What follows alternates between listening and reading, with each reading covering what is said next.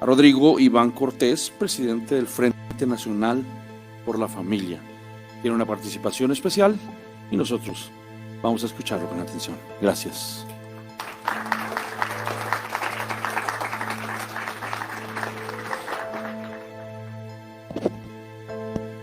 Me da mucho gusto estar con ustedes. Agradezco la apertura de este espacio que debe ser de representación popular. Agradezco su invitación. Hablar de derecho, hablar de Estado en un marco internacional para focalizarnos en lo que es la libertad educativa en México es un tema urgente e importante. El primer ponente dio una referencia histórica de la cual quiero partir. Habló del caso del nacionalsocialismo como una teoría de justicia que pues implica ciertas cuestiones muy puntuales con respecto a lo que son los derechos humanos en temas tan orales como la vida, la familia y las libertades fundamentales. Porque se ha mencionado con razón que la Declaración Universal de Derechos Humanos es un referente fundamental para la cuestión de los derechos humanos. Da el marco internacional para hablar de ellos de manera contemporánea. ¿Qué pasó con el nacionalsocialismo? Que fue un hecho tan desgarrador, tan dañino, que fue la causa por la cual se dan varios consensos internacionales que dieron por resultado la Declaración Universal de Derechos Humanos. Pongamos algunos ejemplos. El nacionalsocialismo le quitó la condición de ser humano y por lo tanto la dignidad a grupos de seres humanos de una manera cruel y procedió a exterminar a esas personas a las cuales les retiró la humanidad, les retiró la dignidad y por lo tanto la tutela de un derecho fundamental como es la vida. No solo a los judíos, sino a otros grupos humanos que estaban en filita. Algunos por la raza y a otros por la creencia. Y si no se subordinaban por completo a ese régimen totalitario, ese régimen totalitario disponía todo de todos, incluyendo su propia vida. ¿Saben ustedes que este régimen totalitario que aspiraba a disponer todo de todos fue de manera contemporánea el régimen que implementó la cuestión del aborto como política pública? Eso en el rubro vida. Y también fue el que de manera pues bastante lógica con esto procedió a la decisión final con respecto a lo que ellos llamaban el problema judío. ¿Cómo resolvemos el problema judío? Eliminando, exterminando a los judíos, y para eso hizo campos completos de exterminio. Bueno, ese mismo régimen dispuso, acuérdense, totalitario, puedes disponer todo de todos, dispuso de la educación de los hijos, retirando el derecho fundamental que tienen los padres para la educación de sus hijos, porque como quería disponer todo de todos, dispuso que el derecho y deber de educar era exclusivo del régimen, del gobierno, del Estado, y por lo tanto ningún padre de familia podía intervenir en esto. Y entonces procedió a una adoctrinación, una manipulación groserísima de la infancia. Les retiraban tal cual a los hijos para mandarlos a estas escuelitas de terror, en donde se les adiestraba para servir al régimen sin tomar en consideración ninguna otra cosa. Querían convertir a los hijos en activistas, en miembros de ese nacionalsocialismo. Y obviamente, así como disponían de la vida, de la familia, pues disponían de las libertades, pues de los padres para educar a sus hijos. Y una vez que tomas eso, ¿qué crees? ¿Que la cosa para ahí? No. Disponen también de la libertad de expresión. Disponen también de la libertad de religión o de dar culto a Dios. Y así con el resto de libertades. Vida, familia y libertades, como nos ha recordado Aarón, son claves para poder ubicar frente a qué estamos.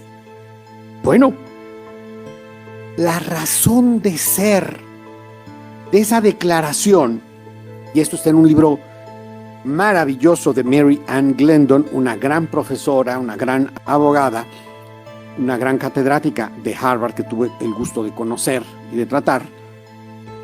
Hizo un libro histórico de cómo se dio esta declaración de la mano de los testimonios históricos, ¿no?, que constan en varios documentos de la señora de Roosevelt, Eleanor Roosevelt, y ahí van precisamente contando cómo a partir de este horror del régimen nacionalsocialista se llegó a la claridad de enunciar pues que el ser humano tiene derecho a la vida por ser humano.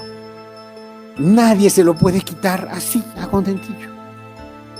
Se llegó a la clarísima conclusión de que son los padres de familia los que tienen el derecho preferente de educar a sus hijos acorde a sus convicciones éticas y religiosas, precisamente porque tenían enfrente el horror de lo que hizo el nacionalsocialismo. ¿A qué nos estamos enfrentando hoy en día? Hoy es 25 de marzo. Es el Día Internacional del Niño por Nacer, en donde justo se conecta con esta declaración, justo se conecta con la lección que se supone la humanidad tuvo que hacer con respecto a un régimen como el nacionalsocialista, que quería disponer todo de todos, incluyendo la vida misma, retirándole la humanidad a sectores para proceder a exterminarlos.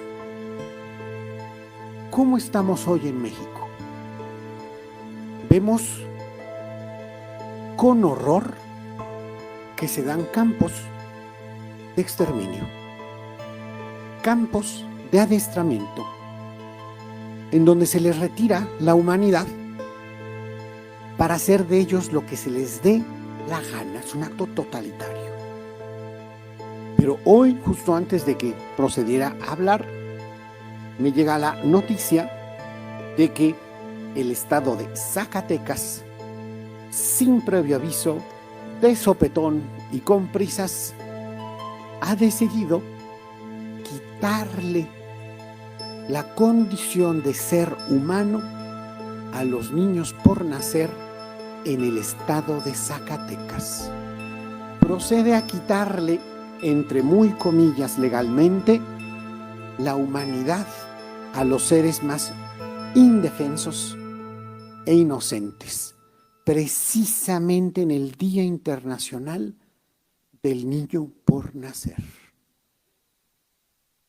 Y está en curso este proceso que tiene una remembranza con el régimen nacional revolucionario, que justo se configuró en 1929, que de manera expresa políticos y dirigentes de hoy en México es a lo que quieren regresar. Ese régimen nacional revolucionario tiene por su creador, Plutarco Elías Calles, una referencia específica al régimen nacional socialista, porque él veía muy bien lo que hacían los nazis en Alemania. El Estado es el que debe ser, fíjense, este famosísimo grito de Guadalajara es lo que pronunció el creador del sistema político mexicano con respecto a la educación y a los padres de familia. Dijo en el grito de Guadalajara que la conciencia de los niños y los jóvenes de México no le pertenecen a los padres de familia, ni a los ministros de culto, ni a las iglesias. Solo le pertenece a la revolución. Es un grito histórico. Yo tengo un libro de este pelo que me regalaron en el PRI, que es la deriva de este mismo partido, Partido Nacional Revolucionario, en donde viene el famosísimo grito de Guadalajara. Pues este régimen está regresando a eso, porque es su origen, es su esencia, su identidad, a lo que quieren regresar. Y el problemón que tenemos es que estamos ante una nueva escuela mexicana, así es el nombre oficial, que ni es nueva, ni es escuela, ni es mexicana. Porque de novedad no tiene nada. Ahí está el grito de Guadalajara y lo que hizo con la educación en su origen el sistema político mexicano, que a su vez es copia de lo que hizo justo el nacionalsocialismo alemán. No es escuela porque no está hecho para educar. La educación debe ser el ayudar al estudiante para que, floreciendo en sus capacidades, tenga elementos de movilidad social, es decir, que pueda superarse, que pueda aprender un oficio, servir a su comunidad, de tal manera que pueda haber un lucro honesto. ¿Qué quiere decir eso? Que pueda vivir bien del servicio que le da a los demás y entonces salir adelante sin depender del gobierno. Para eso debe ser la educación, en términos de habilidades. Y la base de esto son justo esas capacidades matemáticas y de lectoescritura. Digo que no es escuela, pero es que es una cuestión impresionante. En varios grados, lo que se hace es, en vez de tener un libro completo de matemáticas con más de 200 páginas, junto con el de biología, física, historia, etc., ahora se tiene un panfleto, porque no llega al libro. Es un panfleto ideológico, en donde de manera expresa, y esto me los tuve que echar todos, los libros para los maestros. Y digo, esto tampoco es mexicano, porque bueno, ni es nueva, ni es escuela, ni es mexicana, porque expresamente ahí te dicen, esto viene de esta escuela. ¿En dónde? De lo que se trata. No es de que los alumnos aprendan ciencias, sino que tengan conciencia de clase, conciencia de sus opresores, y que se sumen a la transformación. ¿En serio? Para eso se manda a los hijos de la escuela, para que sean activistas de un régimen y de un partido. ¿Saben qué? Mejor los educo en casa. Yo hace poquito acabo de sacar adelante a una de mis hijas y nos echamos literalmente la prepa juntos, papá e hija. Oye, papá, esto y lo otro. Y si me lo sabía, digo, tengo algo de educación, pues ahora le damos. Oye, no me lo sabía, pues ahí lo buscábamos, tal. Y juntos, papá, hija, pum.